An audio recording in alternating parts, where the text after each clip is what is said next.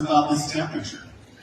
It was this time of year. So let's travel back. Imagine if you built what happened.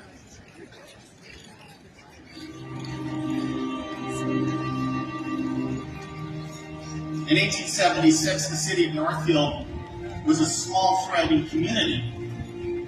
The town was a rail center on the productive Cannon River with these big Ames flour mills on both sides. And even then, Northfield was a college town and still is home to Carleton and St. Olaf colleges. The downtown buildings were mostly wood framed with a few made of brick and stone, and of course the streets were unpaved. The homes of the residents were built close to the downtown area, and these people on the street were ordinary citizens. They were immigrants, merchants, farmers. They were peaceful, yet determined people, used to dealing with hardships, but not people to be taken advantage of. Now contrast that in your minds, if you will, with the James Younger gang. Who were these men from Missouri? And why were they so far from home? And why this bank here in Northfield? Here's some background. The first robbery like the James Younger gang was the Clay County Savings Bank at Liberty, Missouri in 1866. In the decade following that first robbery, at least 20 more were committed by the James Younger gang, most of these leaving innocent people dead or wounded.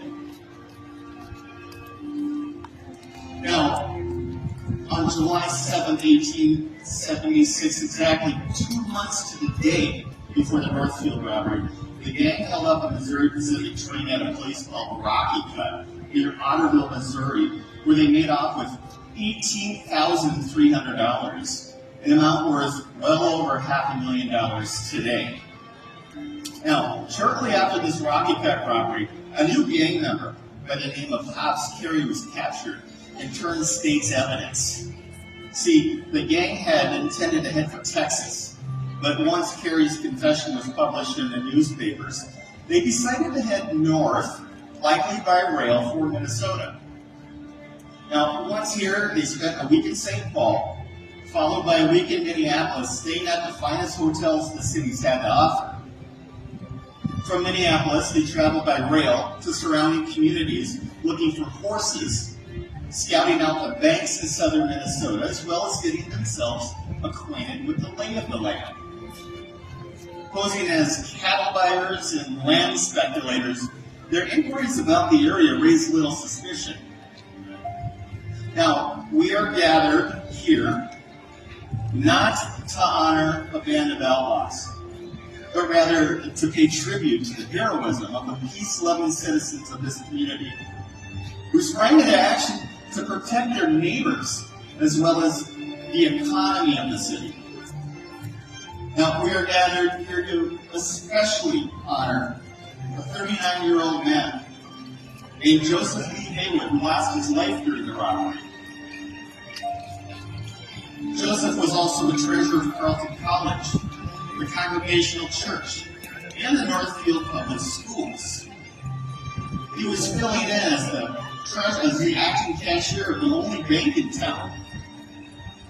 There's a memorial stained glass window in the Congregational Church that bears his name with the inscription, Fidelitas, faithfulness. Another plaque is located on the Carleton College campus. It reads in part, "In loving memory of Joseph Lee Haywood, inscribed by his friends as a tribute to heroic fidelity," and concludes in Latin, "Esto fidelis usque ad mortem," be faithful unto death. So travel back with me to Thursday, September 7th, 1876. The place is downtown Northfield, and all seems normal in this quiet Midwest college town. The local citizens and area farmers are going about their business. And you're looking at the original Schreiber building here that houses the old First National Bank here. It's now a museum. It reflects the exact time that the raid happened. About 2 o'clock in the afternoon, Bob Younger, Frank James, and Charlie Pitts rode across the Iron Bridge into Mill Square from the west side of town where they just had lunch. Now these men all wore these white linen dusters, no doubt to hide the firepower on their gun belts. These coats weren't that uncommon for the time, but with so many men on horseback, it did start to draw some attention. These 3 men tied their horses near the bank, then walked to the corner to observe their comrades taking position. One group near the Iron Bridge, and then one coming up from the south on Division Street.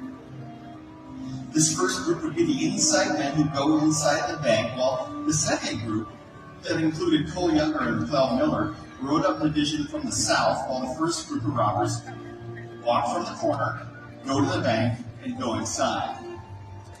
Clell Miller dismounts in the middle of the street, while Clell dismounts, goes to the bank door, and closes it, standing on guard from the outside. At this point, curious hardware store merchant J.S. Allen attempts to follow the 3 men into the bank, but is instantly seized by Clell Miller. Allen jerks away from Miller's grasp and he runs towards his store in Mill Square. On his way, he shouts a warning, "Get your guns, boys! They're robbing the bank!" Across the street, townsperson Henry Wheeler, he sees this encounter and he shouts, "Robbery! Robbery!" and he runs towards the hotel. The alarm was sounded. Clell Miller and Cole Younger sprang into their saddles and they began running up and down the street, chasing citizens away from the bank, shooting their guns into the air. At that point, the last group of 3 robbers that were guarding the escape route at the Iron Bridge come onto the scene as soon as they hear those first gunshots fired. Those men were Jim Younger, Bill Chadwell, and Jesse James. Meanwhile, inside the bank, Bob, Frank, and Charlie find 3 bank employees at work. Seated at their desks were acting cashier Joseph Lee Haywood, assistant bookkeeper Frank Wilcox, and teller Alonzo Bunker. You see, the vault door was closed with the safe on the inside. The safe had been shut but not locked. You see, earlier, Haywood had dialed in the combination, but he hadn't turned the handle yet. The safe contained approximately $15,000. So bank teller Alonzo Bunker steps up to the counter to wait on the 3 robbers. But the outlaws drew their weapons and began shouting orders for them to get on their knees and hold their hands in the air. They kept demanding to know who the cashier was because the cashier knew the combination. But no one replied. The bank employees refused to open the safe. Haywood told the robbers the safe had a time lock and couldn't be opened. But even after Joseph Lee Haywood had been beaten unconscious, Bunker and Wilcox refused to cooperate. In an attempt to persuade Haywood, Charlie Pitts fires a shot near his head. But at that moment, bank teller Alonzo runs towards the back door of the bank. Running after him, Charlie Pitts fires 2 shots at him, the second shot hitting him in the shoulder. Now at this point, the battle in the street is at its height. 5 other robbers are running up and down the street, shooting and giving orders and getting everyone away. The people on the street took cover. Stores and offices were quickly closed. Now Henry Wheeler had run into the D'Anthony Hotel across the street on the corner. He grabbed an old rifle, an old Army carbine rifle, and ran up to the 3rd story here in this hotel. Now, J.S. Allen first sounded the alarm. He alerted hardware store owner A.R. Manning of the robbery as he passed his store. When Allen got to his store, he began handing out guns to anybody willing to join the fight. Now, the first citizen to arrive on the scene is named Elias Stacy. Stacy shot Miller in the face with a low-defying birdshot, knocking the robber from the horse. A.R. Manning grabbed his rifle and headed towards the bank. When he got to the corner of the Scriber building, he saw 2 robbers standing behind a horse. Manning aimed his gun and killed Bob Younger's horse. Then Clell Miller got back on his horse. Henry Wheeler, from his vantage point up in the hotel window, put a bullet through Clell's subclavian artery, killing him within seconds. As this firefight grew, Cole Younger rode to the bank door several times, pleading with his comrades to come out so they could retreat. A.R. Manning, shooting from the base of the stairwell, took careful aim and shot Bill Chadwell in the heart at the opposite end of the block, killing him instantly. Finally, several townspeople came onto the street at the end of the block.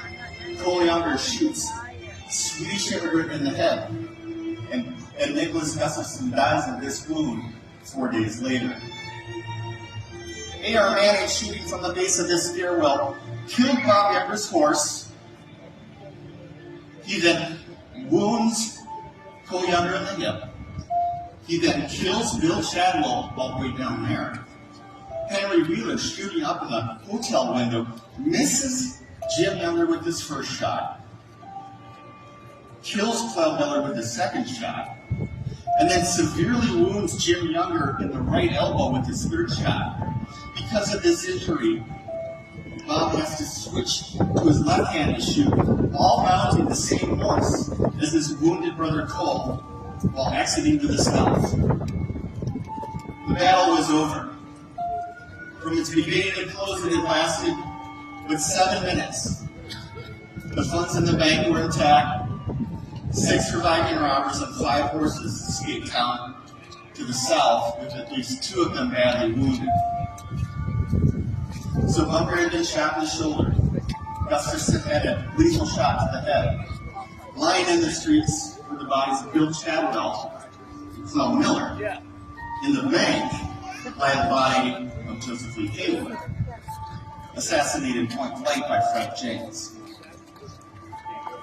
And now we present to you the Northfield Bank Parade by us modern-day townspeople and members of the James Younger Gang.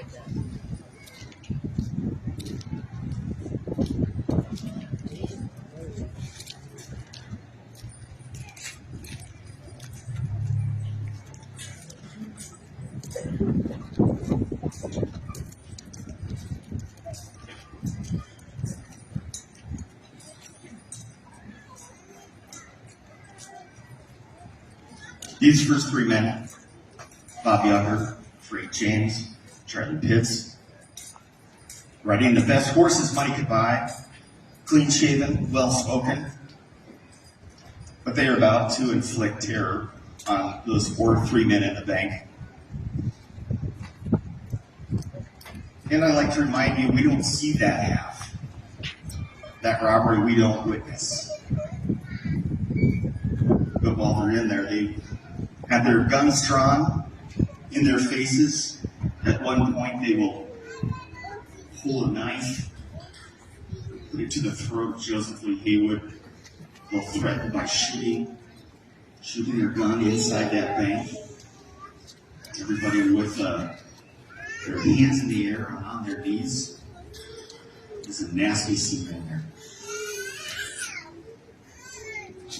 You got to do nothing more than feeling out the townspeople, get an idea of who they are. Also checking out the 3 that are varying the escape route. As the 2 come up Division Street from the south, those 2 are Clell Miller, Cole Younger. They're going to be the guardians of all the 3 local bank shortly.